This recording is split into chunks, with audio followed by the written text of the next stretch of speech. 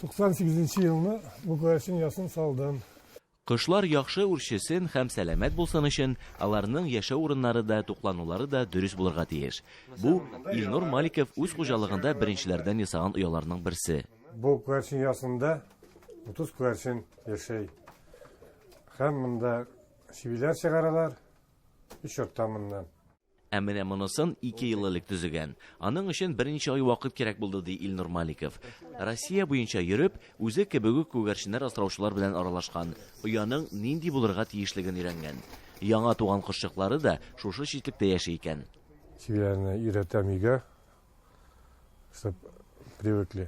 Өйгә привыкают, потом җибәрәм. И тихонько алар өйрәнәләр өйгә, чүп китәләр, кайталар. Бывает, жоғалса даже, бір неделядан қойталар. Бывает такое даже. Үз хуҗалыгында барлыгы 200-дән артык күгәрчен үрчетә ул. Барысы да Удмуртиядә чыгарылган махсус токым. Бу кошлар йөзләгән чакрым биеклеккә күтәрелеп, озаклап очалалар. Көн сайын иртәнге 6-да чыгарырга кирәк, дип сөйли Илнур Маликов. Кошлар турында барысын да белә. Әлеге шөгыленә 45 ел. Бабай тотты күгәрченне. Анымдан мен бұл іштен, потом өзім тұтарға тұтындым. Хобби инде, көңілге тұтам, көңіл үшін. Бұл парникта сортировочная база күгәрченнәрнең. Һәр көне әнә шулай кошлар арасында үтә аның. Төрле ярминкәләрдә, күргәзмәләрдә теләп катнаша.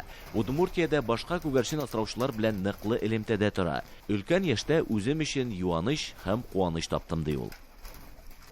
Удмуртиядә Назир Нагманов, Эльвира Вахитова, Татарлар.